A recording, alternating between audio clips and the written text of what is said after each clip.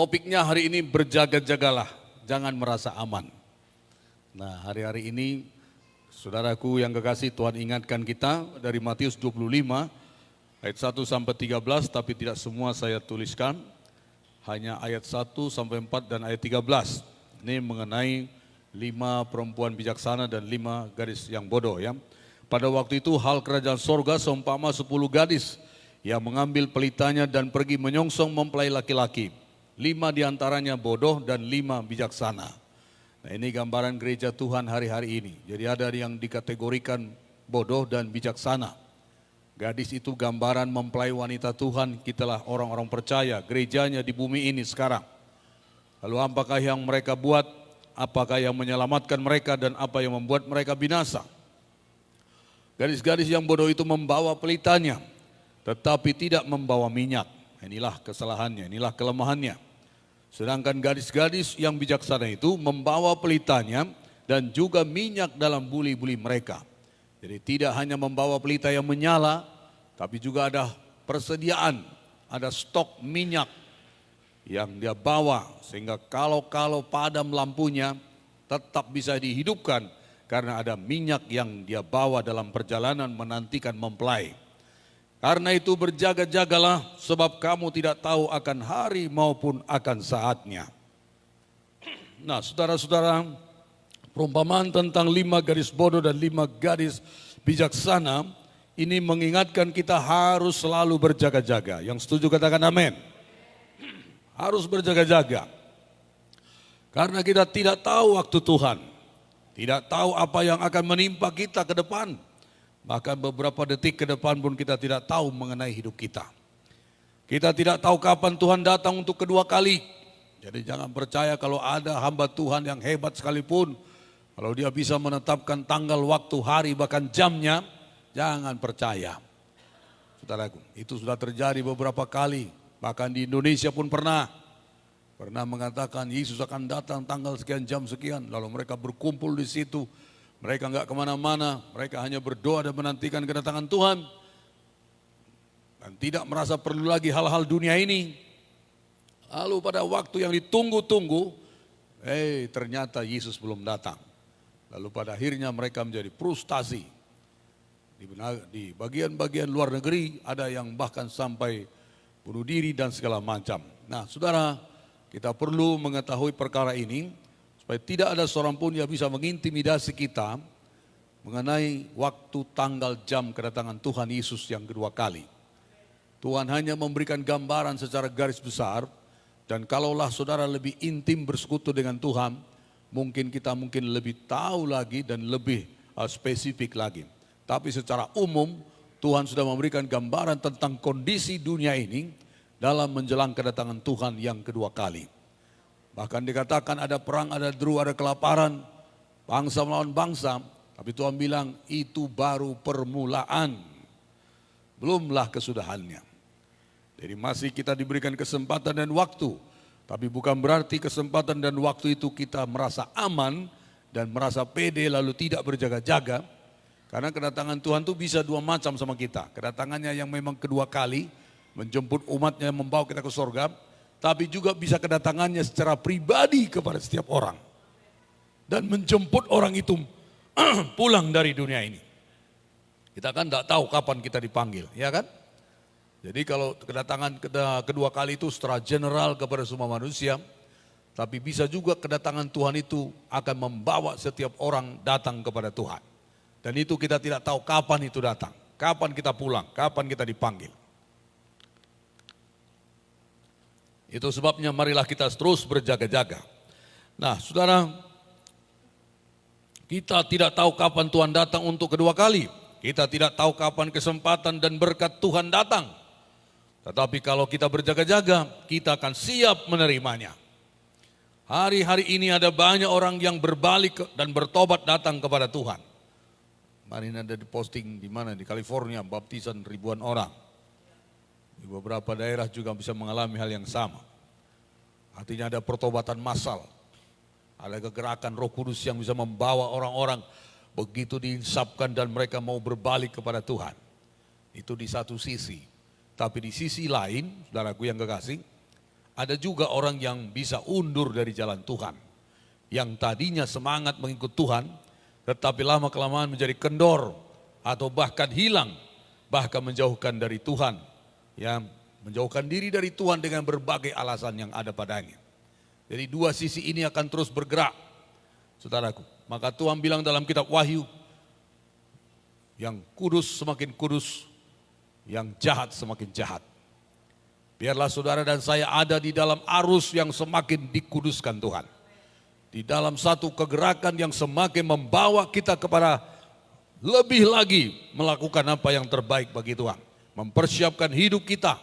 Sehingga kapanpun kedatangan Tuhan atau kapankah kita dipanggil oleh Tuhan, saudara dan saya sedang dalam melakukan apa yang menjadi kehendak Tuhan.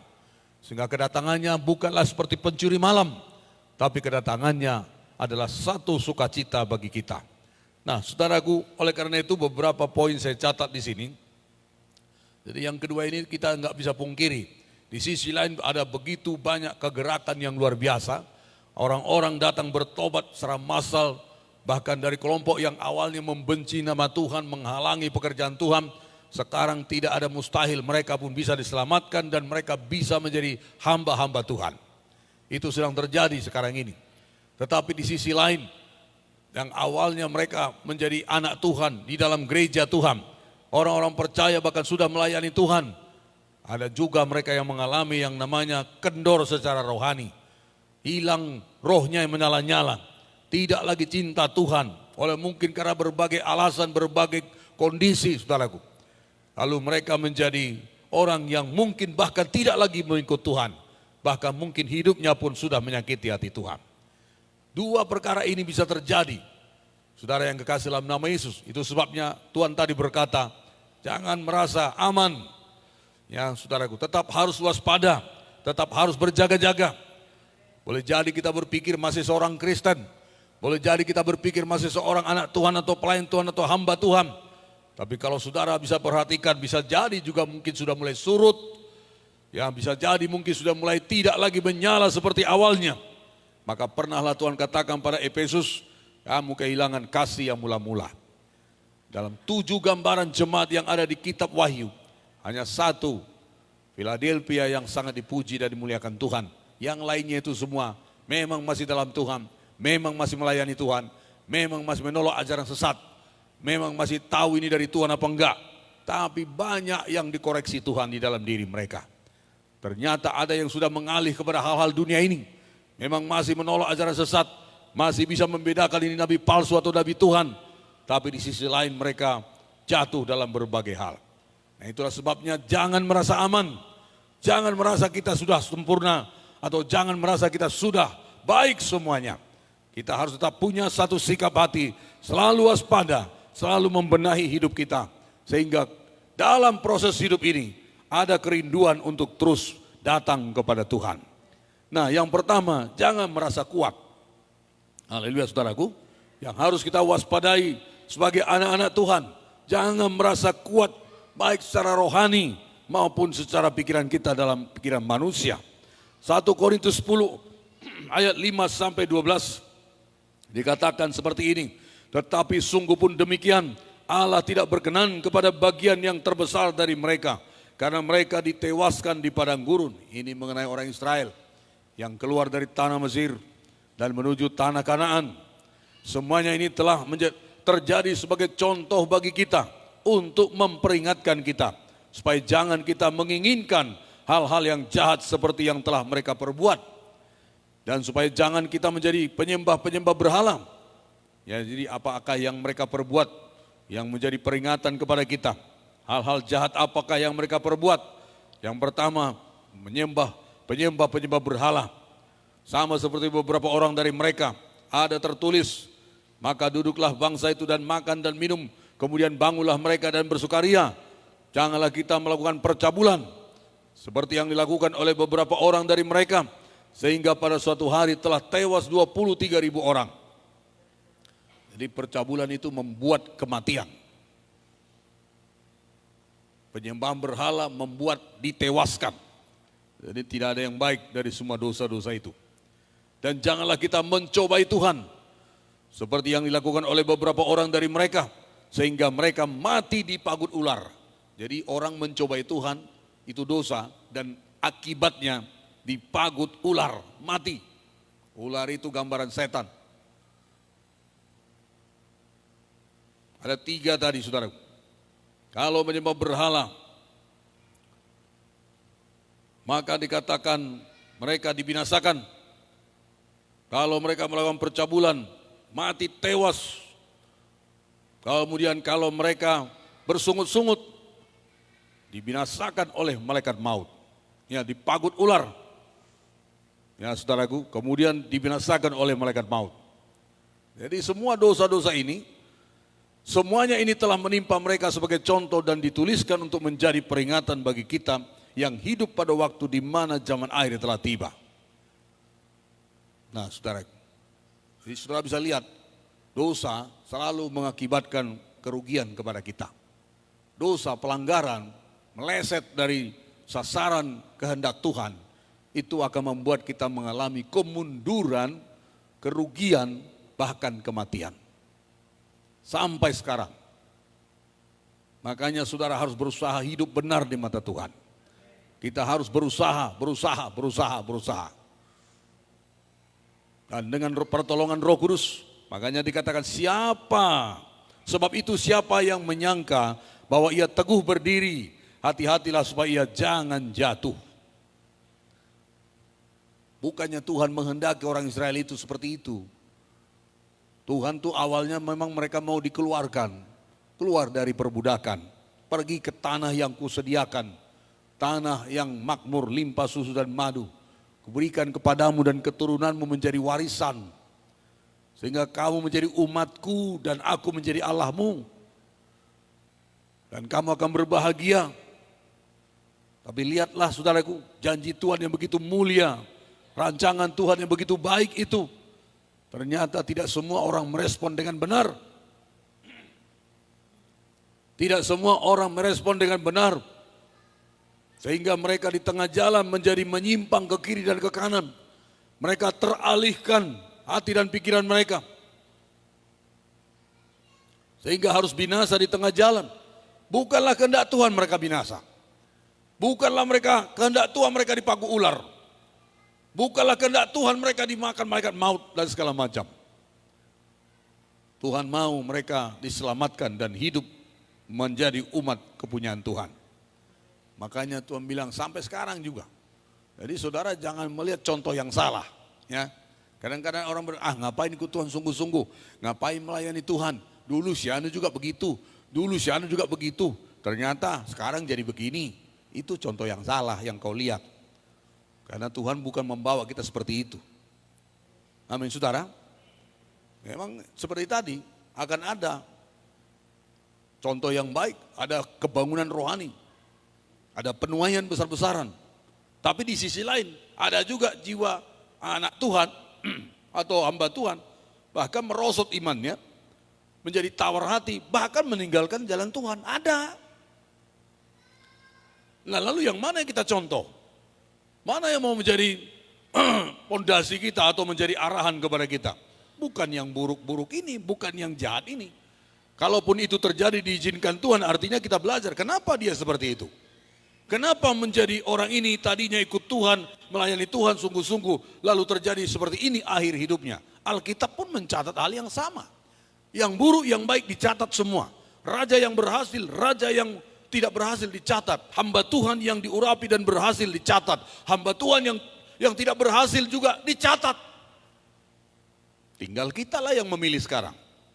Dan kita bisa belajar dari mereka. Oh, Simpson ternyata begini, mati sebelum akhir hidupnya, bahkan mati sebelum waktunya karena begini. Oh, Saul rupanya begini dia buat, ini rupanya yang ada dalam hati pikirannya, sehingga Tuhan tidak berkenan kepadanya segala macam. Nah, itu semua ada gunanya kepada kita.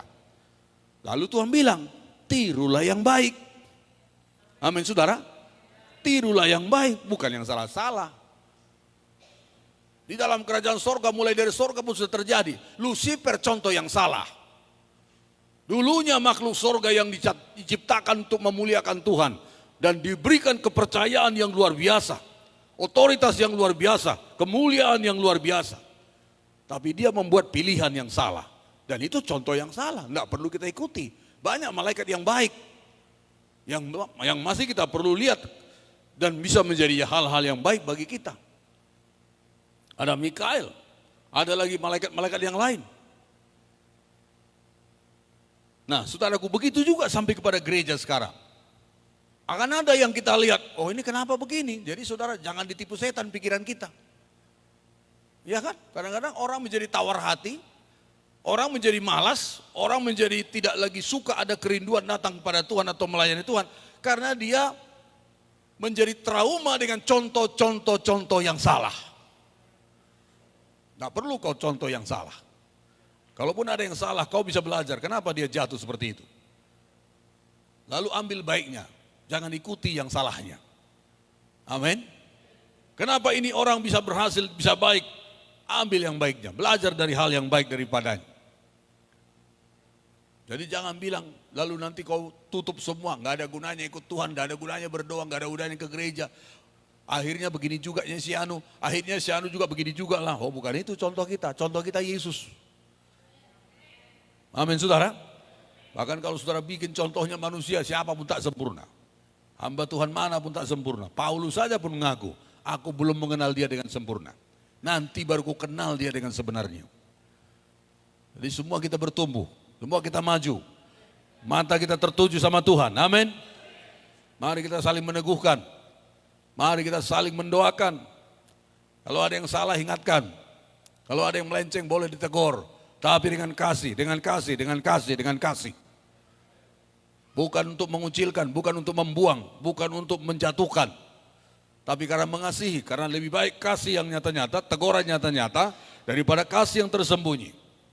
Nah, saudara yang kekasih, pengetahuan atau skill, keahlian, kekayaan, kenyamanan hidup, itu semua bisa membuat kita merasa mampu dalam hidup ini.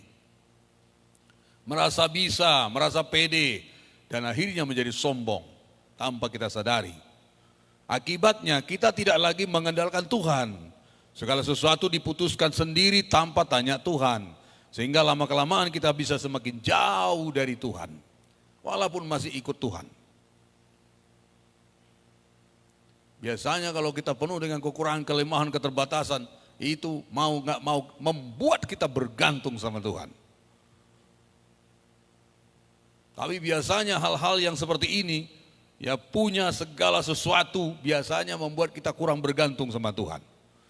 Makanya kadang-kadang suka Tuhan itu membuat kita supaya bergantung sama Dia, dibuatnya kita banyak persoalan, diizinkannya kita banyak masalah. Diizinkannya nggak ada uang kita, diizinkannya pekerjaan kita bermasalah, diizinkannya banyak hal dalam hidup ini nggak seperti yang kita pikirkan. Supaya apa? Hatimu melekat sama Tuhan. Nggak ada tujuan lain. Kan kalau kita baca Mazmur 91-92, kalau hatinya melekat padaku, kalau dia bersuruh ku jawab, kata Tuhan. Kalau dia mencari aku menemukan dia. Dalam kesesakan ku tolong dia, ku muliakan dia, ku angkat dia, katanya. Apa yang diminta Tuhan? Hati kita melekat sama Tuhan. Nah kalau ini enggak jadi lagi karena kita merasa sudah punya, lihat itu salah satu sidang di jemaat Wahyu itu. Aku kaya katanya kan. Aku ini dan segala macam. Tapi Tuhan bilang, kamu tuh miskin sebenarnya. Kamu itu telanjang sebenarnya, kata Tuhan. Kamu buta. Minta minyak, belilah minyak supaya melumas matamu. Sehingga kau bisa melihat mana yang harusnya kau lihat. Menurut ukuranmu kau kaya. Kami gak kekurangan apapun. Memang dia melihatnya secara dunia. Tapi Tuhan bilang kamu sebenarnya miskin. Gak punya apa-apa. Nah jadi saudara harus punya penilaian seperti apa yang bisa Tuhan lihat pada kita. Jangan seperti apa yang dilihat oleh dunia ini.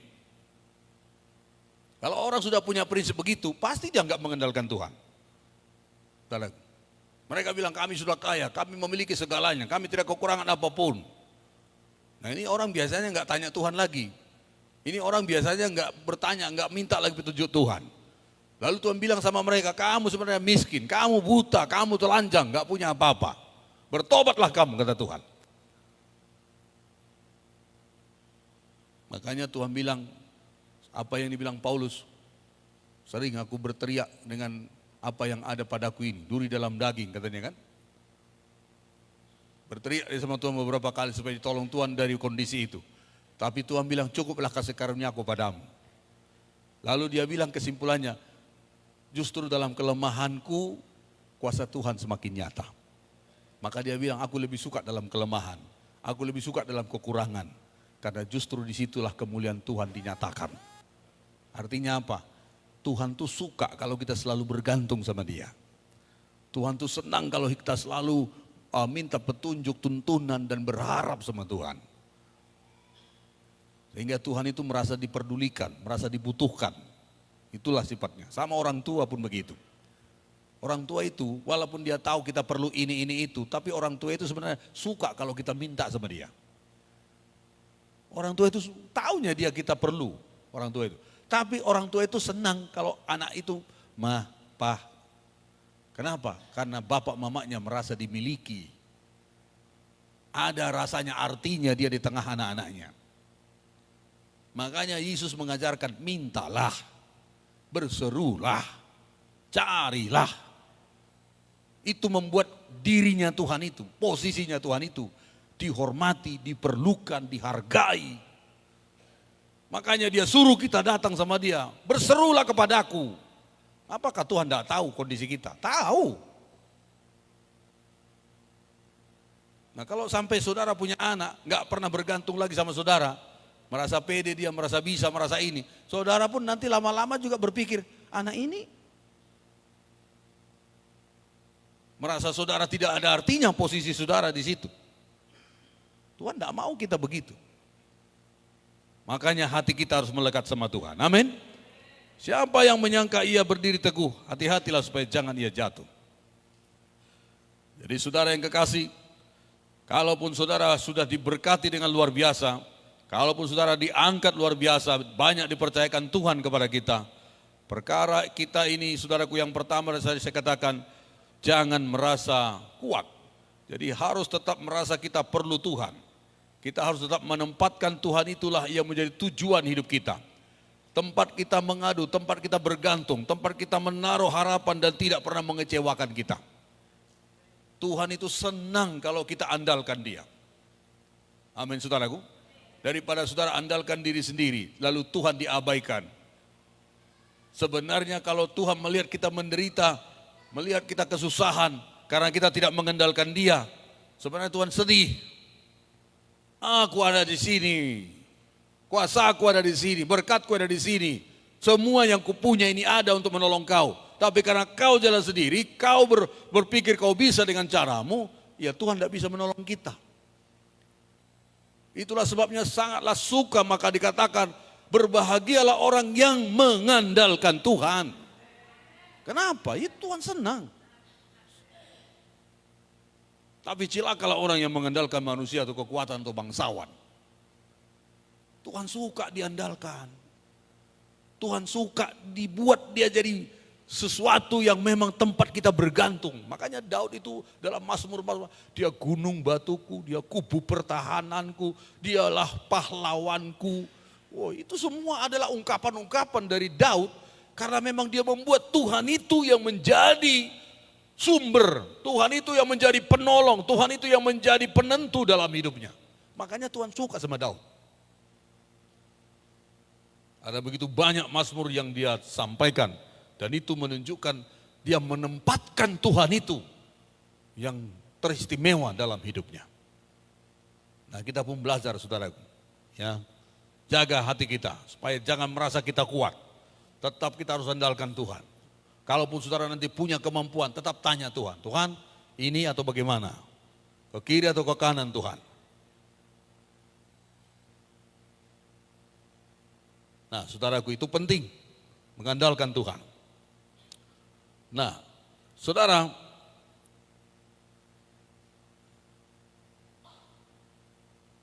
pengetahuan, keahlian, kekayaan, kenyamanan bisa membuat kita merasa mampu. Lama-lama kita enggak lagi bertanya sama Tuhan, memutuskan dengan cara kita sendiri. Kemudian demikian juga dengan pengalaman, dapat menyebabkan kita merasa mampu karena sudah pernah mengalaminya. Jika suatu masalah yang pernah dialami muncul kembali, Bagaimana sikap kita terhadap hal itu? Apakah kita masih bertanya kepada Tuhan atau langsung bertindak dengan cara yang lama yang sudah pernah kita pengalaman? Jurus Tuhan kadang-kadang beda, nggak sama semua. Yosua satu kali melawan musuh. Kalau kau dengar nanti bunyi kertak di pohon apa itu, kau majulah. Malaikat Tuhan akan berperang melawan musuhmu. Tapi pada sesi yang kedua, melawan kota Ai, nggak diserbu begitu caranya. Kau tempatkan itu tentaramu di sekeliling di belakang, lalu satu pasukan lagi di depan kota. Lalu kamu yang di depan ini masuklah ke kota itu. Kalau itu musuhmu keluar dari kota itu, seolah-olah larilah kalian ke bukit sana. Supaya musuh kalian merasa kalau kalian itu kalah dan tidak berani menghadapinya. Itu memancing tentara-tentara keluar dari kotanya. Dan kalau kira-kira mereka sudah keluar, kau hancurkan itu tombakmu supaya pasukan-pasukanmu yang di belakang kota itu datang menyerbu dan masuk membakar kota itu. Nah, ini trik-trik yang dibuat Tuhan. Jadi untuk berperang pun tidak sama semua caranya. Untuk persoalan pun tidak sama semua caranya. Makanya kita perlu tanya Tuhan. Ini bagaimana Tuhan? Ini macam mana ini Tuhan? Inilah yang Tuhan mau kita bangun. Belum ada kita yang lulus semua sudah sempurna. Tapi kita mau belajar sama Tuhan. Amin saudaraku. Tidak sama semua. Kalau di perkuliahan itu ada namanya psikologi. Jadi seseorang itu punya temperamen berbeda-beda. Bisa saja kepada seseorang ditegasi bertobat dia. Kepada orang lain kalau ditegasi malah melenceng. Nah, makanya pendekatan approach psikologi itu perlu. 5 anak semua beda-beda. 12 murid Yesus semua beda-beda. Maka dikatakan ada murid yang paling dikasihi. Itulah yel-yel mereka 17 Agustus kemarin kan. Yohanes kan? Hah? Oh ya, juara 1 ya. Haleluya. Ada yang seperti Petrus, temperamennya itu, woi, dia paling berani. Kalau kau itu datang Tuhan, suruh aku berjalan di atas air mendapatkan engkau. Welcome, kata Yesus. Murid-murid lain lagi ketakutan semua. Tapi dia berani, lompat dia berjalan. Dan dialah satu-satunya yang pernah mengalami berjalan di atas air. Walaupun hanya sebentar. Tapi murid yang lain belum pernah punya pengalaman seperti itu. Jadi masing-masing. Dan Tuhan menghargai itu semua. Makanya saudara di sini pun masing-masing ada temperamen ini. Apalagi di latar belakang keluarga-keluarga kita yang berbeda-beda. Ada yang di rumah memang ditindas setiap hari. Ada yang di rumah dipuji-puji setiap hari. Ini enggak sama hasilnya ini ketika dia ada di satu tempat. Ada yang di rumah memang dia dicukupkan semua dari kecil. Ada yang dari rumah memang dari awalnya sudah menderita. Nah, ini kalau dibawa ke permukaan, baik di sekolah, baik di gereja maupun itu enggak sama temperamennya, beda-beda. Kadang menanggap sesuatu pun dia beda-beda. Kalau orang selalu ditindas di rumah, kita ngomong baik-baik aja pun udah kayak kucing ketakutan dia.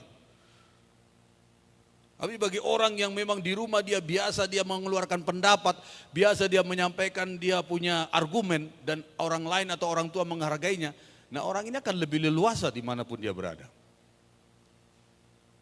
Nah orang-orang seperti ini macam-macam datang ke gereja. Maka di gereja pun begitulah semua perbedaan-perbedaan itu ada.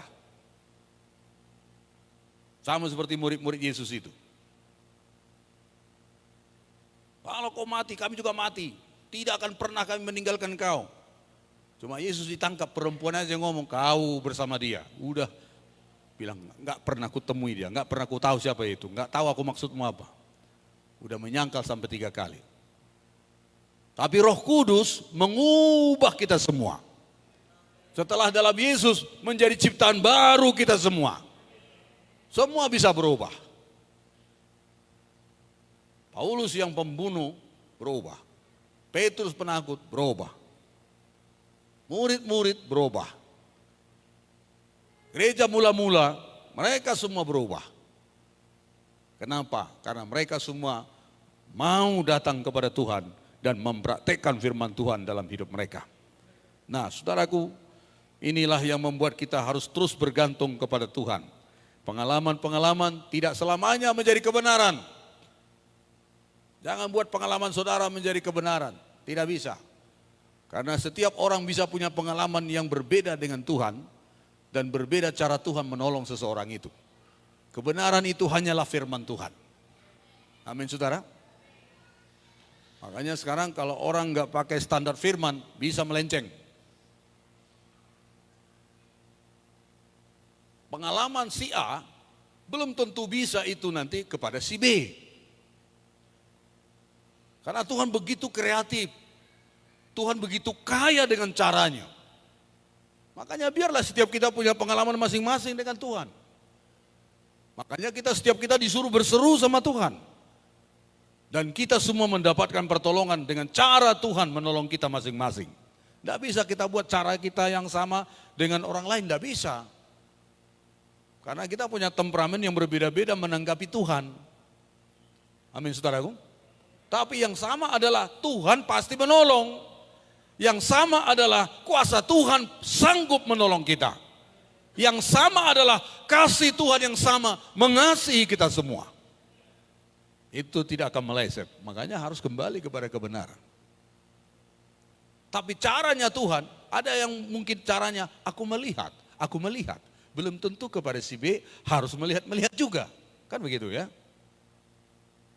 Pelayanan hamba Tuhan pun beda-beda. Ada hamba Tuhan berkata, saya melihat. Ya itulah mungkin talentanya. Karena sering melihat-lihat, kan begitu ya. Syukur penglihatannya benar. Kalau yang dilihatnya pula nanti aneh-aneh kan jadi masalah. Nah, yang melihat di sana belum tentu bisa di sini melihatnya juga. Mungkin di sini hanya dia percaya. Metode-metode cukup kaya Tuhan buat kepada kita. Yesus menyembuhkan orang pada zamannya, enggak sama semua kan? Enggak sama. Ada yang merasa 30 tahun. Kau mau sembuh enggak? Bukannya dia bilang, mau Tuhan, enggak. Tuhan, aku lama di sini terbaring-baring, nggak ada orang, kalau itu air bergoncang Roh Kudus turun, nggak ada orang nolong aku masuk supaya aku sembuh, orang lain selalu lebih dahului aku. Banyak kali jawabannya kawan ini, udah bangkit kau, angkat tempat tidurmu, pulang kau. Itu metodenya langsung. Ada orang buta, diludahinya tanah, tak, digodok-godok, ditaruhnya ke matanya. Pergi ke kolam Siloam, basuh matamu, kau akan melihat. Itu metodenya lain lagi tuh. Tapi kalau nggak disuruh Tuhan jangan buat begitu ya. Kau ludah tanah, kau taruh mata orang buta. Pergi kau ke Sungai Tahai. Kau akan melihat. Nggak melihat dia dikejar orang kita nanti ya. Jadi masalah kita. Itu semua Tuhan yang buat. Tapi yang kita bisa satukan hati, Tuhan adalah Tuhan yang mengasihi dan menyembuhkan kita. Tuhan yang mau dan berkuasa menolong saya dan saudara. Dengan metode yang luar biasa, makanya kita harus menghargai sajalah. Ya, dengan cara apakah Tuhan menolong kita? Manifestasi apa, impartasi apakah yang Tuhan bisa berikan bagi setiap gerejanya? Yang pasti nama Tuhan ditinggikan, jiwa-jiwa diselamatkan. Tubuh Kristus dibangunkan. Amin, saudaraku. Makanya kita bisa unity satu dengan yang lain. Ya, saudaraku, karena setiap gereja itu ada memang impartasi kadar rohani yang diberikan Tuhan. Ada yang gereja itu kuat penyembahannya. Ada yang gereja itu kuat bahasa rohnya. Ada yang gereja itu kuat musir setannya. Ada yang gereja itu kuat mujizat kesembuhan dan segala macam. Ada gereja itu kuat penginjilannya. Roh itu lebih berimpartasi, lebih berkuasa bekerja di dalam kelompok-kelompok itu. Tapi semua ini saling memerlukan. Tidak semua harus sama. Masing-masing kita punya tempat dan talenta. Seperti anggota tubuh ini. Masing-masing punya tugas fungsi masing-masing. Makanya berfungsilah sebagaimana saudara bisa berfungsi. Kau ditempatkan bisa memenangkan jiwa, menangkan jiwa. Kau bisa ditempatkan Tuhan ada waktunya meneguhkan yang lain, teguhkan. Mengajar, mengajar. Saudara ditempatkan rasanya bisa menjadi sponsor. Apalah kira-kira menjadi talenta kita ditempatkan Tuhan? Apakah fungsi kita? Jadi tiang-tiang penopang dan segala macam, melengkapi dan segala macam. Lakukanlah itu sama seperti kepada Tuhan. Dan dengan tetap rendah hati. Jadi saudaraku, tetap berjaga-jaga dan waspada. Yang kedua, jangan hidup dalam kegelapan. Ya. Jangan hidup dalam kegelapan. 1 Tesalonika 5 ayat 4. Tetapi kamu saudara-saudara, kamu tidak hidup dalam kegelapan sehingga hari itu tiba-tiba mendatangi kamu seperti pencuri. Ya, saudara, pernahkah saudara mengalami berbuat dosa dan merasa tetap baik-baik saja? Pernah enggak saudara merasa kita udah berdosa tuh, tapi keadaan kita kayaknya baik-baik saja? Udah berdosa kita, tapi kayaknya enggak ada persoalan. Apakah memang Tuhan tidak tahu? Apakah memang tidak ada dampak atau efek dari dosa yang kita buat itu? Ada, cuma belum saudara tahu dan belum saudara rasakan, belum berdampak. Ya. Pernahkah saudara mengalami berbuat dosa dan merasa tetap baik-baik saja hidup ini? Kalau begitu, prinsipnya nanti kalau saudara nggak sadar itu juga dosa, jika demikian kita akan cenderung berbuat dosa lagi. Merasa baik bukan berarti tidak ada apa-apa yang terjadi dalam hidup kita. Mungkin secara jasmani tidak merasa apa-apa, tapi hubungan kita dengan Tuhan pasti mulai terganggu. Karena setiap dosa akan membuat kita jauh dari Tuhan. Jadi bukan berarti kalau saudara berbuat dosa hari ini lalu enggak terjadi apa-apa. Karena memang sifatnya bukan lagi seperti perjanjian lama. Kalau perjanjian lama itu dosa ketahuan, dipastikan itu langsung hukumannya kita terima. Tapi dalam zaman kasih karunia sekarang, sepertinya hukuman itu enggak langsung tiba-tiba. Makanya kadang-kadang seperti yang terjadi di dalam Mazmur pasal 73 itu ya. Dia katakan orang fasik itu gemuk-gemuk, segar-segar, berhasil, sukses. Lalu banyak orang yang bisa dipengaruhi datang ke mereka. Sementara aku anak Tuhan, ikut Tuhan, menyembah Tuhan. Oh, aku mau tergelincir, banyak kali persoalanku enggak habis-habis dikatakan. Aku bingung melihat ini, sampai aku harus belajar mengetahuinya kenapa. Dan itu bisa dia tahu ketika dia masuk ke dalam tempat kudus Tuhan. Lalu dia bisa melihat bahwasanya orang fasik dengan segala kegemilakannya itu sedang ditempatkan berjalan di tempat licin. Sekali tergelincir dan hilang lenyap. Nah saudaraku yang kekasih, bukan berarti dosa itu tidak ada akibatnya. Sekarang memang Tuhan biarkan aja kadang-kadang sepertinya tidak masalah. Tapi saudaraku, itu ibarat persoalan yang terus menumpuk dan menumpuk. Sebenarnya Tuhan tidak tahu, bukan tidak tahu. Dan akibatnya pun sebenarnya sangat serius. Dari awalnya sangat serius. Ya, kalau saudara lihat Ulangan 28:15 ketika Tuhan buat kepada bangsa Israel. Ya, tetapi jika engkau tidak mendengarkan suara Tuhan Allahmu dan tidak melakukan dengan setia segala perintah dan ketetapannya yang kusampaikan padamu hari ini, maka segala kutuk ini akan datang padamu dan mencapai engkau. Jadi setiap dosa, pelanggaran, tidak melakukan kehendak Allah, itu sudah ada hukumannya dan akibatnya cepat atau lambat menimpa kita. Kalau sebaliknya mendengar suara Tuhan melakukannya segenap hati, maka segala berkat ini datang padamu. Tapi sebaliknya kalau tidak melakukannya atau hidup dalam dosa, maka bukan berkat yang datang, tapi kutuk yang datang. Enggak kita cari pun memang dia akan mengejar kita. Dan akan merusakkan hidup kita. Nah saudaraku, karena itu waspadalah. Jangan lagi hidup dalam kegelapan. Jangan biarkan dosa tetap ada dalam hidup kita. Jangan hidup dalam kesenangan dunia. Tapi sebaliknya senangkan Tuhan dalam hidup kita. Ini harus menjadi perjuangan kita seumur hidup saudaraku. Ya. Dalam 2 Petrus pasal 3 ayat 15 berkata, biarlah anggaplah sebagai kesabaran Tuhan untuk kita beroleh selamat. Jadi kadang-kadang orang yang hidup dalam dosa itu pun dikasih panjang umur, dikasih rezeki, dikasih berkat, sepertinya berhasil, sepertinya tidak ada masalah dalam hidupnya walaupun dia berdosa terus. Bukannya berarti Tuhan tidak serius dengan dosanya itu, bukan berarti tidak ada masalah dengan dosanya itu, tapi Tuhan begitu sabar dikatakan anggaplah sebagai kesabaran Tuhan. Jadi kayaknya diperpanjang umurnya karena Tuhan menantikan orang ini bertobat. Diberikan rezeki, diberikan berkat. Karena Tuhan berpikir dengan cara inilah orang ini mungkin dia menyadari ada Tuhan yang memberkati hidupnya. Jadi begitu sangatlah pemurahnya Tuhan kita itu sebenarnya, saudaraku. Begitu sangatlah sayangnya kita ke Tuhan itu sama kita. Kadang-kadang dibiarkannya, diulurnya waktu. Diberikannya waktu yang cukup bagi kita. Supaya jangan sampai mati dalam keadaan berdosa. Jangan sampai mati dalam keadaan yang sedang tidak menuruti Tuhan. Nah, saudara, makanya ukurannya bukan ukuran dia diberkati apa enggak. Tidak itu menjadi ukuran. Ukurannya bukan masalah saudara itu sedang berhasil apa tidak. Bukan itu ukurannya. Karena orang dunia pun berhasil lebih dari kita. Orang dunia pun lebih mungkin secara materi lebih banyak punya dia daripada kita. Tapi apalah artinya seseorang itu memiliki semuanya itu kalau jiwanya binasa. Makanya adalah perkenanan Tuhan, diberikan waktu. Dan yang banyak terjadi adalah ketika seseorang itu menjadi sekarat, sudah di ujung tanduk, tidak bisa lagi bergerak dari tempat tidur, tidak bisa lagi buat ini itu, walaupun dia punya banyak harta benda tapi tidak lagi bisa menikmatinya seperti seharusnya. Kadangkala di situ pintu masih terus terbuka. Dan itulah fungsinya kita anak-anak Tuhan bisa melayani orang-orang seperti itu. Paling tidak dia terima Yesus kalaupun meninggal. Amin saudara. Paling tidak dia terima Yesus supaya kalau dia mati masuk surga. Dan saya melihat itu banyak yang terjadi seperti itu. Tuhan memberikan waktu sampai pada detik-detik seperti itu.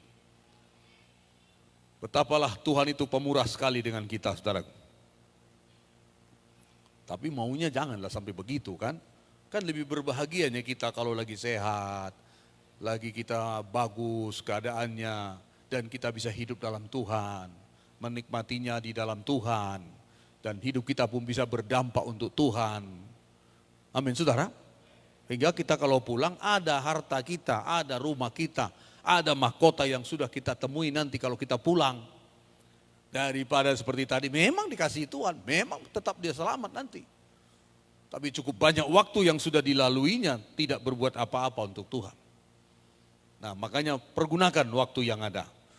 Nah saudara, Ulangan 28:15 tadi sudah kita baca. Kemudian karena itu waspadalah, jangan hidup dalam kegelapan. Jangan biarkan dosa tetap ada dalam hidup kita. Jangan hidup dalam kesenangan dunia, tapi sebaliknya senangkan Tuhan dalam hidup kita. Lukas 6:46 berkata, mengapa kamu berseru-seru kepadaku, Tuhan, Tuhan, padahal kamu tidak melakukan apa yang aku katakan. Akan tetapi barang siapa mendengar perkataanku tetapi tidak melakukannya, ia sama dengan seorang yang mendirikan rumah di atas tanah tanpa dasar.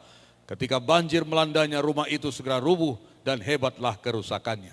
Jadi dosa adalah sesuatu yang serius. Kalau saudara lihat orang Israel, gambaran yang sederhana, itu rupanya dari jarak Mesir ke Israel itu enggaknya jauh sekali. Kalau mereka pernah disuruh 20 hari PP, saudaraku, artinya bisanya sebulan paling tidak pun sampainya mereka dengan jalan kaki. Tapi kenapa harus membutuhkan sampai 40 tahun? Nah rupanya masalahnya adalah mereka tidak percaya. Itu tadi dosanya kan, bersungut-sungut, mencobai Tuhan, ada yang bercabul, ada yang kawin mengawin dengan orang-orang penduduk negeri itu karena memang sudah dilarang Tuhan, tidak boleh. Jadi setiap dosa dan pelanggaran ini membuat mereka berputar-putar di padang gurun dan membuat mereka menjadi lambat dan banyak yang mati tidak sampai kepada tanah Kanaan. Nah, salah satu artinya kepada kita sekarang, saudara kalau tetap di dalam dosa itu membuat kita lamban secara rohani. Ya, menjadi lamban. Muter-muter dia seperti orang Israel itu. Makanya saudaraku, beranjaklah dari kondisi itu. Lepaskan diri kita dari satu ikatan ke ikatan yang lain. Berlarilah begitu rupa. Amin saudaraku. Mencapai garis finish yang Tuhan tetapkan bagi kita. Jangan mau bolak-balik di situ, saudaraku. Seperti Tuhan bilang, sangat kasar sebenarnya Tuhan bicara itu. Seperti babi kembali ke kubangannya. Seperti anjing kembali kepada muntahnya. Nah itu ngeri sebenarnya, tapi itu bisa terjadi dalam hidup anak-anak Tuhan. Itulah sebabnya diberikan nasihat kepada kita. Mari kita berlari begitu rupa, lihatlah rencana Tuhan yang begitu indah kepada kita. Nah saudaraku, jadi dosa tetap mengakibatkan hal yang serius. Dosa memisahkan kita dengan Tuhan. Kadang gak rohani pikiran kita, gak ngerti kita perkara rohani. Kenapa? Karena terselubung pikiran kita ini. Jiwa kita tertekan. Susah mengerti perkara rohani. Susah menangkap perkara rohani. Mereka hanya memikirkan apa? Pulanglah kita ke Mesir. Ngapain kita di sini? Apa kurang banyak kuburan di Mesir sehingga kita dibawa ke padang gurun ini untuk mati di sini? Itulah pikiran mereka. Menyalahkan Musa. Banding-bandingkan itu tanah padang gurun dengan Mesir. Pikirannya apa? Di sana kita makan semangka. Di sana kita makan bawang prei. Makan daging. Di sini kita cuma makan manna. Bosan katanya. Nah, ini adalah orang yang berputar-putar. Mindsetnya pun jauh dari apa yang Tuhan inginkan. Sehingga kalau Musa membawa mereka untuk terus melaju, berat. Karena orang ini gak nangkap.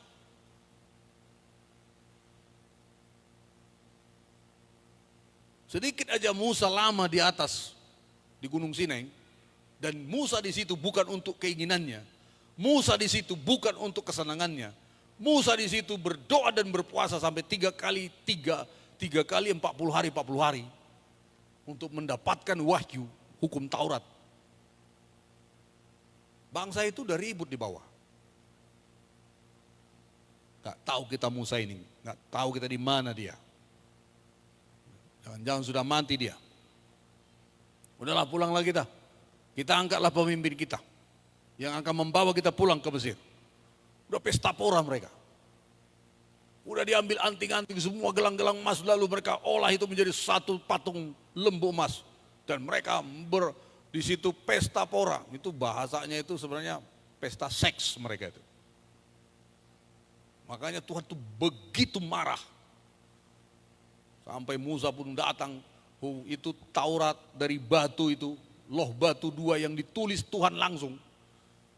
Itu dipecahkannya, itu dilemparkannya ke patung lembu emas itu.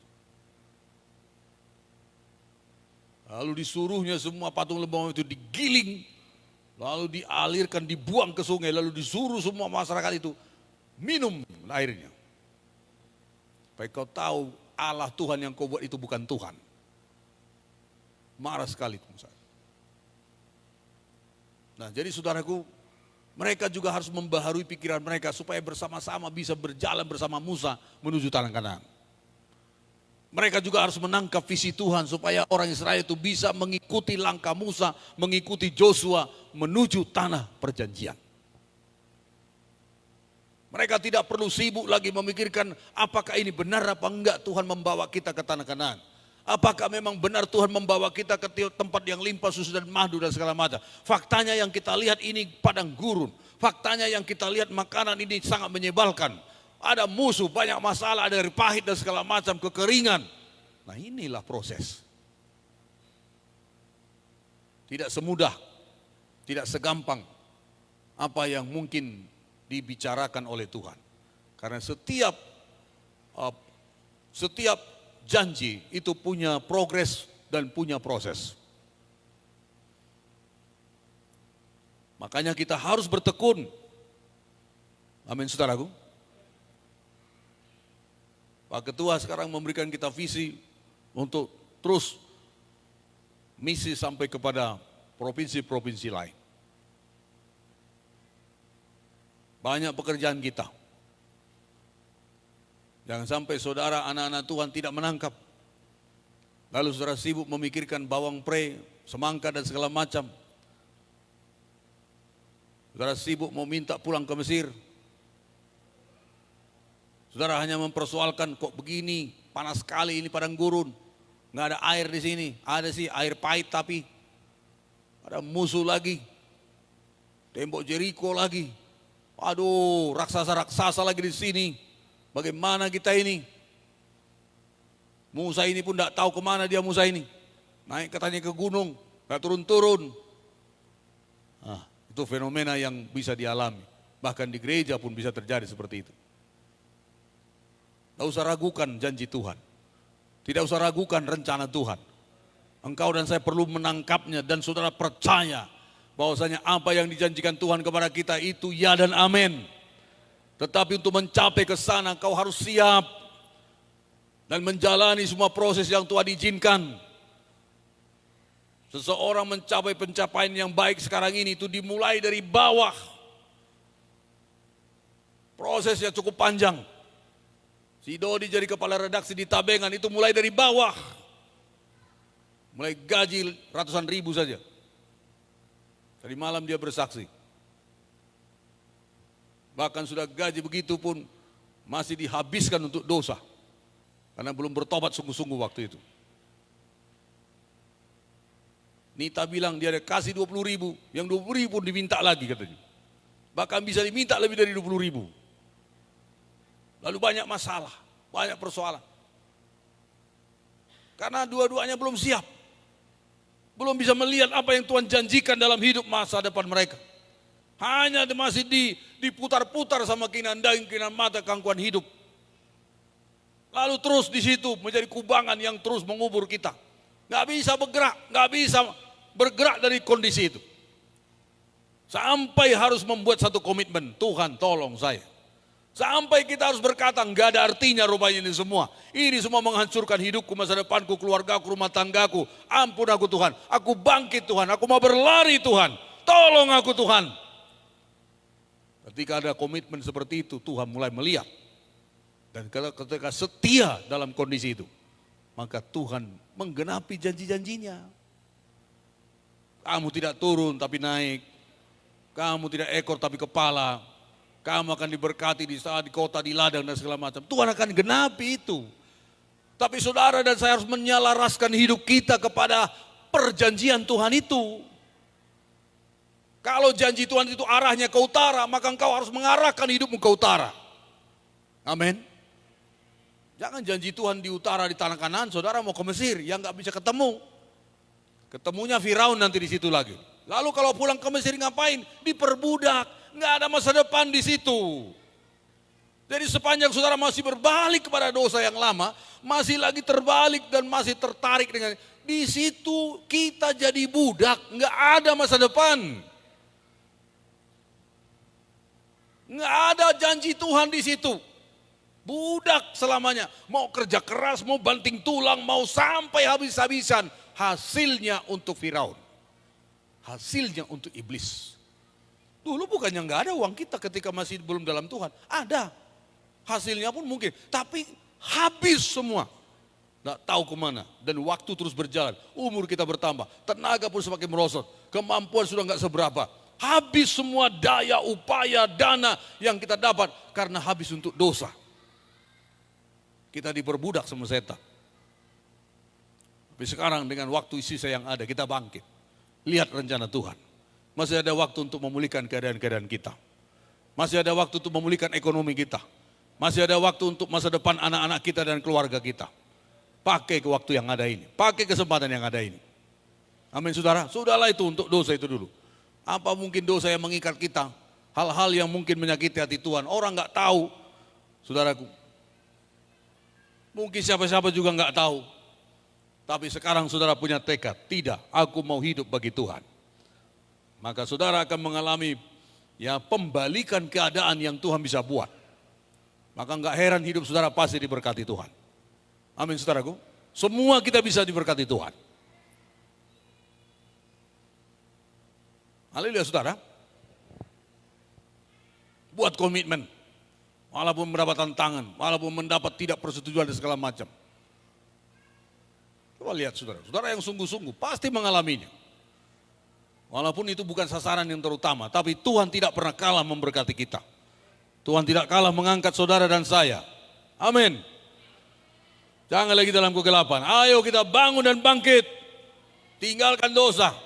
Apa dosa kita yang mengikat kita? Kesombongan, kekakuan kah? Susah mengampuni kah?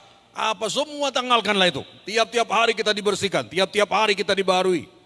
Kejarlah itu kasih, kejarlah itu keadilan, kejarlah kerendahan hati, kejarlah kita perkenanan Tuhan. Itu yang harus kita kerjakan. Maka Tuhan pun senang dan memberkati saudara. Kalau perlu semua saudara naik mobil datang ke gereja.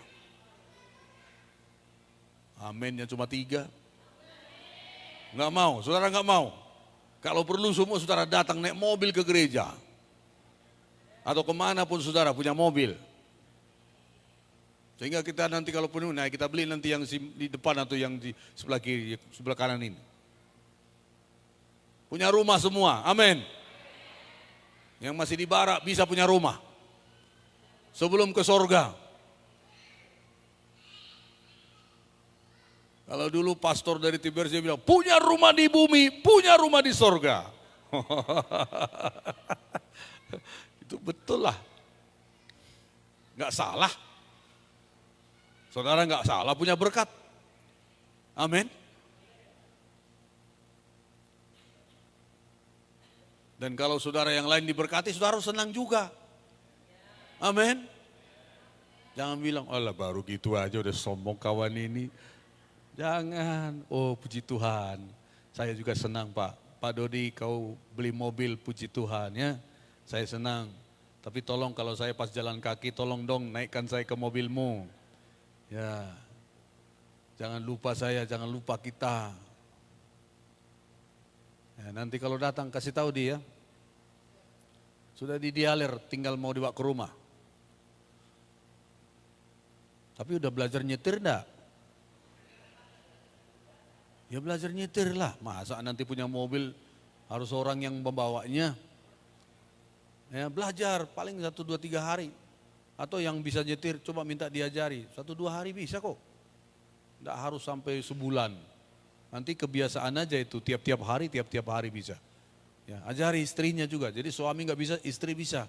Semua harus meningkat lah, semua harus bisa maju. Ya, yang nggak bisa motor, ayo belajar sepeda motor. Ada motor tapi nggak bisa dipakai, gimana itu ya? Nanti ada mobil nggak bisa. Ini keluarga saya ada di Palangkaraya, dia beli Honda Mobilio baru, sampai sekarang udah berapa tahun, 2 tahun dibungkus-bungkus terus. Hanya orang kalau dipanggil membawanya bergeser tak kemana gitu. Nggak ada orang ya, di situ aja mobilnya. Kan sayang, rugi kan? Nah, mobil baru. Makanya belajar. Saya dulu belum ada mobil, saya sudah bisa bawa mobil. Dan sudah saya urus SIM-nya. Belum punya mobil, saya udah urus SIM. Bisa bawa mobil. Makanya walau pinjam dulu punya jemaat, ini Tambi Epi ini dulu ada mobil anaknya, kita pakai itu, sudah ada SIM. Jadi nggak takut polisi. PD kita. Dan kalau saya pinjam dulu, saya pulang itu saya bersihkan.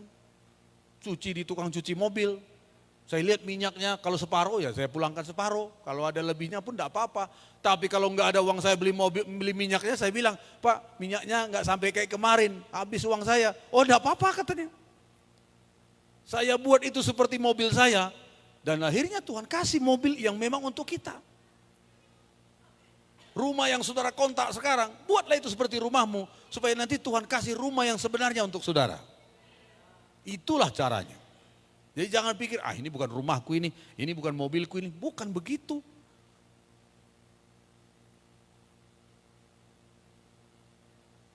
Kalau kau tidak bisa dipercaya akan harta orang lain, bagaimana kau bisa dipercaya untuk harta untuk kamu sendiri?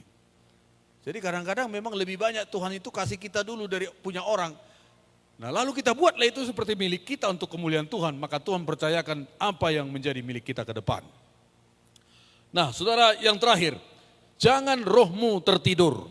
Nah ini penting ini. Secara lahiriah dalam 2 Timotius 3:5, secara lahiriah mereka menjalankan ibadah mereka, tetapi pada hakikatnya mereka memungkiri kekuatannya. Jauhilah mereka ini. Jadi orang ini beribadah iya, Kristen iya, ikut Tuhan iya, tapi gak mau diubah oleh kuasa ibadah. Gak mau dirubah oleh kuasa ibadah yang bekerja baik dalam pujian penyembahan, baik dalam firman Tuhan kebenaran yang disampaikan, atau baik juga mungkin dalam pergesekan mereka satu dengan yang lain, sehingga terbentuk karakternya yang satu dengan yang lain. Ini semua kuasa ibadah yang bisa merubah saya dan saudara. Jadi kuasa ibadah itu bukan hanya firman Tuhan disampaikan, enggak. Ketika kita menyembah Tuhan, ada kuasa bekerja di situ. Ketika kita dalam bersama-sama seperti ini, ada kuasa bekerja di situ. Sehingga saudara bisa terbiasa menenteramkan hati kita yang tadinya egois, yang tadinya tidak peduli dengan orang lain, yang tadinya tidak mau menerima perbedaan. Kuasa ibadah bekerja sehingga kita bisa manusia menajamkan sesamanya. Itu juga kuasa ibadah ada di situ. Nah, orang ini beribadah tapi memungkiri kekuatan ibadah yang bisa mengubah mereka. Nggak boleh, makanya kita harus punya hati bisa diperbaiki oleh Tuhan. Bisa mereka rajin beribadah tapi memungkiri kekuatannya dan menjadikan ibadah hanya sebuah kegiatan rutinitas. Jangan. Saudara, kenapa dikatakan jangan menjauhkan diri dari pertemuan-pertemuan ibadah? Karena dalam pertemuan ibadah seperti ini, ada kuasa yang bekerja. Jangan saudara pikir kuasa bekerja hanya ketika saya khotbah, enggak. Jangan saudara pikir ada kuasa yang bekerja itu ketika sedang berdoa, bukan. Waktu saudara datang dalam pertemuan ibadah, ketemu satu dengan yang lain, saudara salaman, haleluya, puji Tuhan, kuasa Tuhan bekerja di situ. Atmosfer saudara satu dengan yang lain itu akan bertemu. Dan hadirat Tuhan membuat saudara satu sama lain terkonek. Tadinya tertipu, tadinya tertuduh, tadinya terdakwa, tadinya terintimidasi, tadinya nggak rasa pede, tadinya aneh-aneh. Tapi ketika dalam unity dalam hadirat Tuhan, ada kuasa yang bisa bekerja. Yang bisa membuat hati saudara ditentramkan, didamaikan dengan Tuhan, dengan satu dan yang lain. Dan itu adalah satu kekuatan yang bisa menurunkan hadirat Tuhan.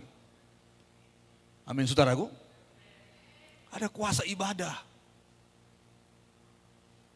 Saudara tertawa satu dengan yang lain dengan sukacita Tuhan. Ada kuasa di situ. Sehingga saudara satu sama lain semakin mengenal dan semakin dipulihkan. Sehingga kita bersukacita. Dan di sanalah Tuhan perintahkan berkat-berkat. Makanya dibilang jangan jauhkan diri dari pertemuan ibadah. Nah, kalau seseorang menjauhkan diri dari pertemuan ibadah, dia nggak bisa ketemu dengan satu sama lain. Seperti yang saya katakan beberapa waktu lalu, dia tidak akan terbentuk dengan saudara-saudara yang lain. Karena manusia menajamkan sesamanya, itulah yang harus terjadi. Bagaimana kau bisa ditajamkan dengan sesamamu? Tentu harus berkomunikasi, terkoneksi. Saudara melihat dia, saya melihat dia, saudara bisa terhubung dengan dia. Bisa dalam perbicaraan, bisa dalam bertingkah laku, bisa dalam komunikasi. Dan itulah yang membuat kita dibentuk satu dengan yang lain. Kadang-kala ada hal-hal yang perlu diperbaiki, ada yang perlu harus dipertajam. Kuasa ibadah bekerja di situ. Kalau kita menjauhkan diri, kita akan semakin tidak terbentuk. Jadi bersyukur kita harus tetap tekatkan hati kita untuk ada selalu dalam bentukan-bentukan Tuhan di mana kita bisa dipulihkan satu dengan yang lain. Ya. Dikatakan di sini, bangsa ini memuliakan aku dengan bibirnya padahal hatinya jauh daripadaku. Ini orang-orang yang beribadah ini, yang Tuhan bilang seperti ini, orang-orang Farisi ahli Taurat. Mereka memuliakan Tuhan dengan bibirnya, hatinya jauh daripada Tuhan. Lalu Tuhan bilang, percuma mereka beribadah kepadaku sedangkan ajaran yang mereka ajarkan adalah perintah manusia. Jadi sangat disayangkan, ibadah itu nggak ada artinya sama sekali bagi Tuhan. Karena apa? Yang pertama, hatinya jauh dari Tuhan. Makanya saya selalu perhatikan, saya khotbah begini ada saudara yang chatting, sendirian asik. Sedang online dengan temannya.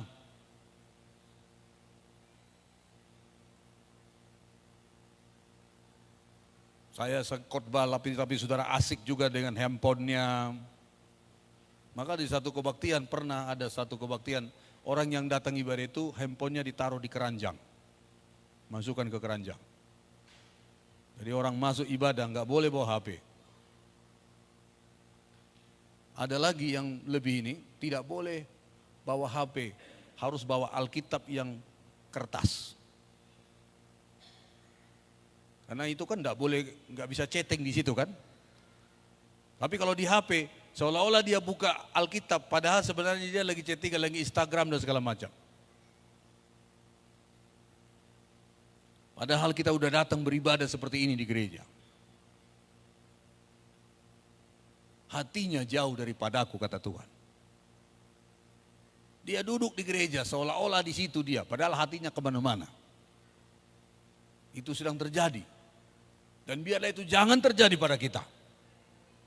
Sehingga waktu yang 2 jam atau 2,5 jam kita ibadah betul-betul, saudara, berikan hatimu sama Tuhan. Karena di rumah pun kita pakai HP. Dan dampaknya pun sebenarnya sangat banyak buruknya. Saudara harus punya waktu-waktu tertentu untuk bisa. Jangan sampai itu menjadi mendominasi sehingga kita kehilangan arah. Dan bisa dampak yang sangat tidak baik kepada kita, saudaraku.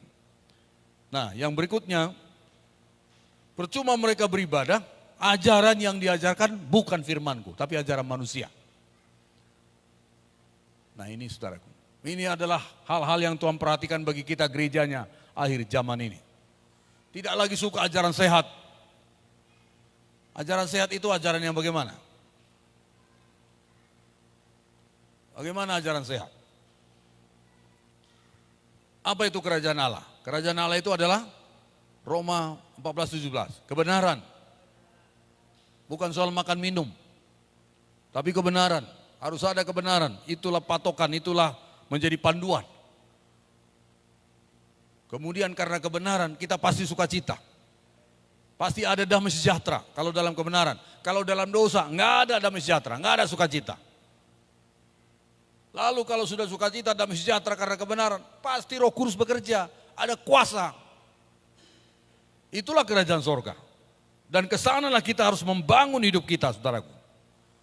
Jadi jangan sampai kita ada rasanya di gereja atau ada rasanya di kumpulan orang percaya, tapi sebenarnya kita nggak suka kebenaran, kita mengabaikan kebenaran. Bahkan hati kita pun tidak di situ. Ini teguran Tuhan sama kita gerejanya hari-hari ini.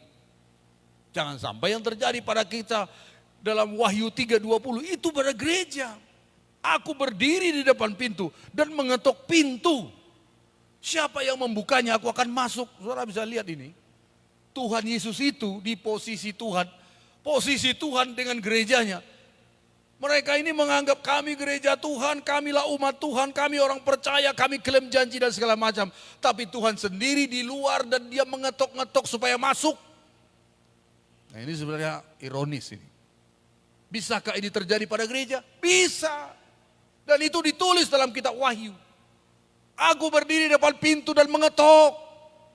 Padahal orang ini semua asik, merasa mereka beribadah, merasa mereka melakukan firman, merasa mereka melayani Tuhan. Tapi Yesus di luar dan tidak bisa masuk. Ngeri enggak, saudara? Bukankah itu yang bisa terjadi kalau saudara saya khotbah lalu saudara asik chattingan? Yesus di luar.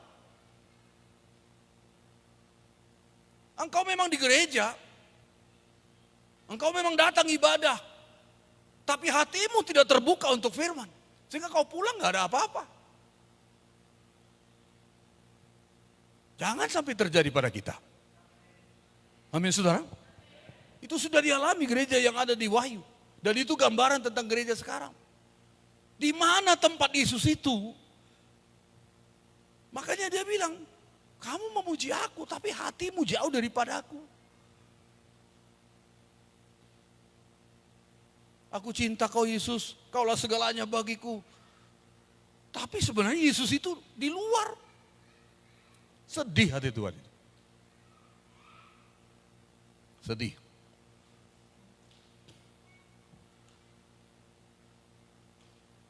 Tapi tidak ada kita di sini seperti itu. Amin saudaraku. Haleluya saudara. Ayo kita belajar. Makanya serius, sungguh-sungguh. Lagi nyanyi-nyanyi, lagi nyembah-nyembah. Lagi baca Alkitab. Lagi kerja-kerja, lagi sekolah-sekolah, lagi belajar-belajar. Lagi jalan bawa motor, ya perhatikan jalanmu. Jangan kau asik melihat kiri kanan tabrak orang atau lagi melihat HP lalu tabrak orang dan segala macam. Sungguh-sungguh mendapat upah kata Tuhan. Amin saudaraku. Apakah saudara diberkati? Amin. Cuma beribadah jika kita mencemooh Tuhan, bersungut-sungut sama Tuhan, seperti orang Farisi, orang Israel tadi. Saudara harus belajar merasakan hadirat Tuhan dan alami perjumpaan dalam setiap ibadah yang membawa kita semakin intim dengan Tuhan. Rasa atau tidak rasa, saudara tahu, harus sadar ada hadir Tuhan di situ. Kadang-kadang nggak harus dengan perasaan, kadang-kadang kita harus dengan iman. Berdoa pun begitu, kadang-kadang penuh urapan langsung terasakan, Tuhan, Tuhan. Tapi ada kalanya nggak ada apa rasa-rasanya, nggak ada rasa apa-apa. Apakah Tuhan tidak di situ? Di situ Tuhan. Mimpin pujian juga begitu, khotbah juga begitu, melayani juga begitu. Kadang suatu momen kita bisa merasakan begitu fulfill, urapan Tuhan luar biasa. Kita rasakan hadirat Tuhan, kita rasakan begitu dia nyata dekat.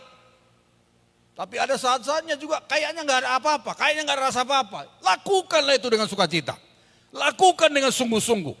Sebab bukan perasaan kita yang menjadi dasar patokannya. Perasaan kita bisa berubah-berubah. Lagi ada duit, perasaan aman, ya kan? Lagi beres, lagi cair, perasaan itu semangat. Tapi lagi kering, perasaan kita pun bisa berubah. Jadi bukan perasaan, iman. Kita berkumpul di sini, dengan iman kita tahu Tuhan hadir di sini. Kita berdoa dengan iman kita tahu Tuhan menjawab doa dan Dia melakukan yang terbaik bagi kita. Dengan iman kita percaya janjinya, dengan iman kita berjalan, dengan iman kita mengerjakan pekerjaan kita, dengan iman kita mengikuti Tuhan, melayani Tuhan. Bukan perasaan-perasaan. Amin, saudara. Mengampuni juga dengan iman, memaafkan juga dengan iman. Bekerja juga dengan iman, saudaraku.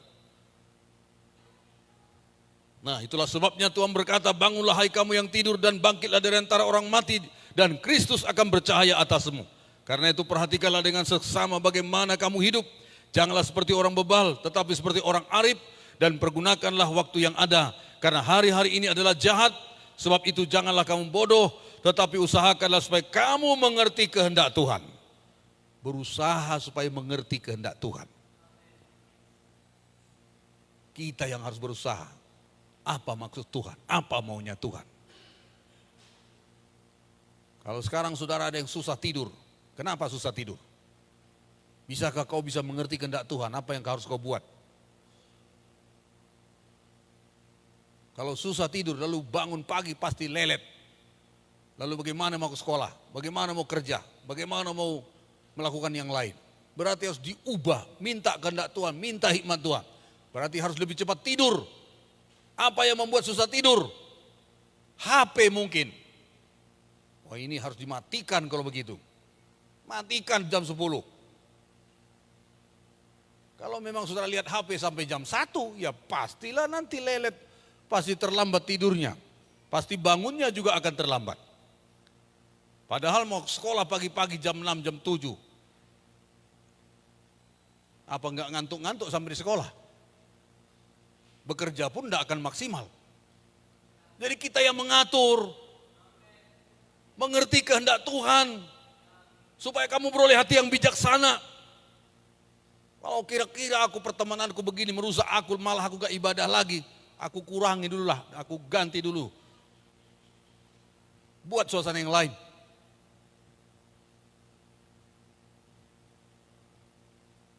Kira-kira kalau aku gagal kemarin karena begini, aku gantilah, aku gak buat lagi begitu. Aku mau ubah dulu. Minta hikmat Tuhan. Berperang aja tadi gak sama rumusnya. Hari ini serbu katanya, besok jangan serbu. Kau bagi 2 tentara, kau di belakang sebagian, di depan sebagian. Tuhan pun punya begitu caranya.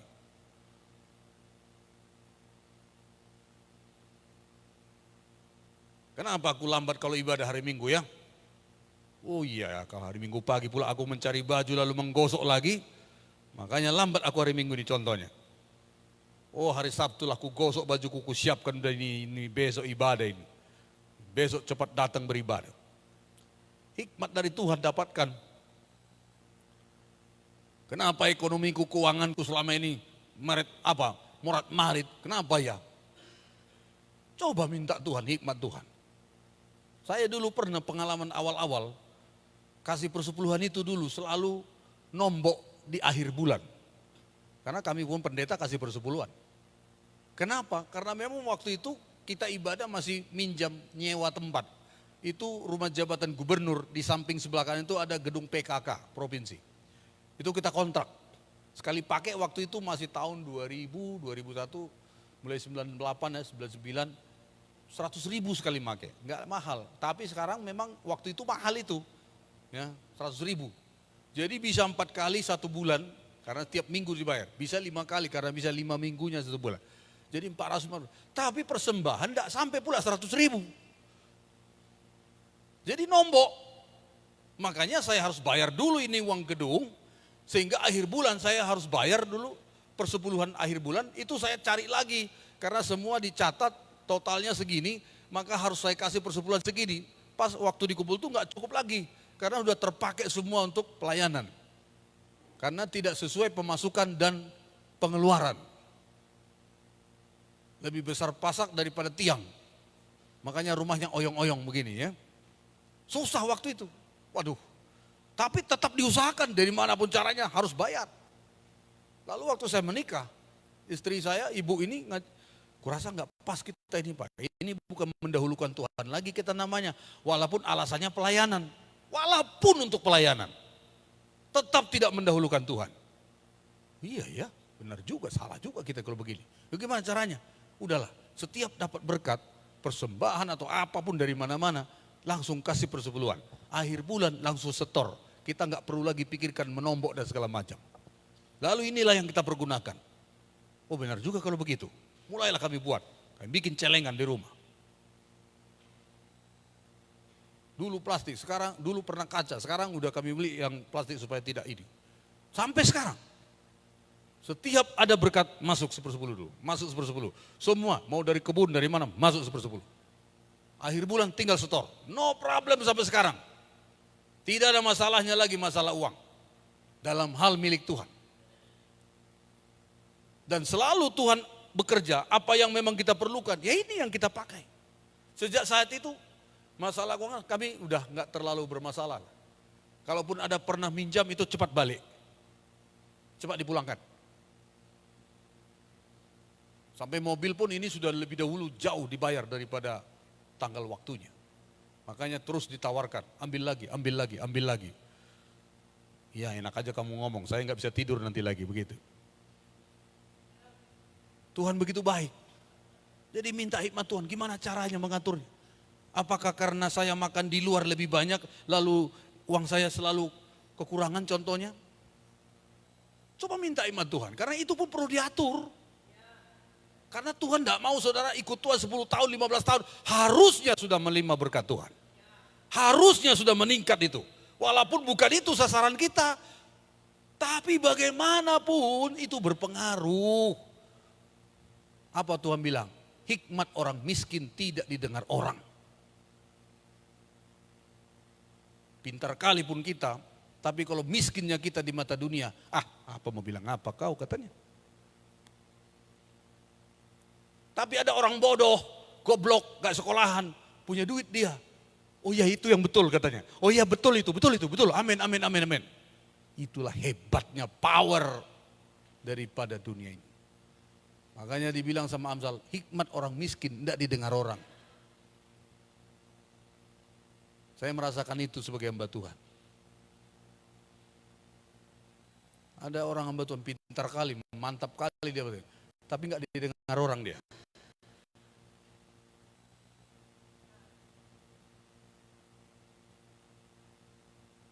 Saya setelah naik mobil, apalagi naik Innova ini, kalau langsung datang mereka bersalam sama saya. Halo lihat Pak, pakai tua. Dalam hati saya datang dulu jalan sepeda motor, kau nggak begitu caramu sama saya.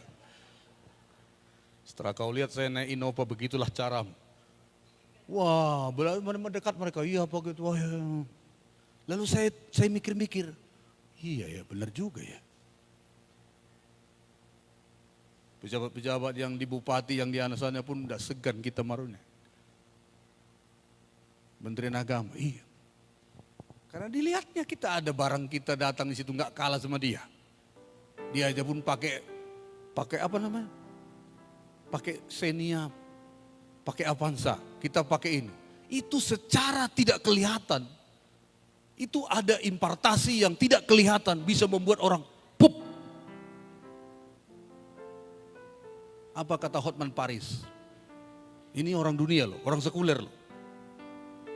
Kalian pikir aku cuma main-main, aku pakai yang cincinku 2 miliar satu itu katanya kan? Dengan semua sepatuku dari emas.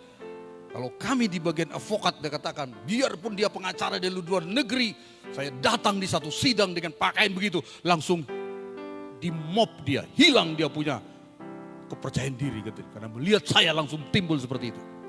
Itu ilmu dunia begitu. Dan itu sesuai dengan firman. Hikmat orang miskin itu enggak didengar. Jadi saya bukannya main-main begitu katanya. Saya datang penampilan begitu, orang langsung turun itu. Standar atmosfer mereka itu karena melihat saya begini katanya. Betul, apa yang baik. Saudara kalau pergi dengan sandal jepit yang mau putus ke tempat orang kaya, lalu kau menginjil, Tuhan Yesus pasti memberkati saudara. Pasti dia usir saudara, udahlah sandalmu itu aja perbaiki dulu katanya. Itulah hikmat dari Tuhan. Makanya kalau ke pesta, pakailah pakaian pesta. Jangan kau berjas pergi kau ke bengkel, lalu pegang oli. Ya kan? Pakai. Ya lagi ke pesta, lagi ketemu jabat, pakaian pejabat, lagi ibadah minggu, pakai ibadah minggu, lagi kerja di kebun, ya pakai pakaian kebun. Itu hikmat dari Tuhan. Kalau saya dulu gak terlalu ini, tapi ibu bisa nolong saya. Kadang-kadang sudah capek pelayanan, baju masih baju hem, saya langsung tidur. Capek dah. Tapi ibu membantu saya. Ganti dulu bajunya Pak. Udahlah sekalian kotor. 1-2 kali masih. Tapi akhirnya ibu langsung tarik baju saya. Diganti dulu, nanti ini rusak ini kan. Lain pakaian baju tidur, lain pakaian. Betul juga. Kalau ini walaupun saya pakai tidur, tapi kan kusuk nanti, cepat rusak. Ganti dulu, pakai kaos untuk bisa tidur. Memang kadang-kadang ada masalah ketika harus ada perubahan itu. Daging kita suka yang pernah kita punya habitat. Tapi untuk berubah memang harus ada proses pembentukan. Sehingga semua kita tertolong. Semua saudara diberkati. Sehingga kalau kita berpikir berkata, ayo kita beli AC di gereja kita. Enggak ada pikirannya negatif, enggak ada pikirannya masalah. Karena memang saudara diberkati oleh Tuhan. Haleluya. Itulah tujuannya.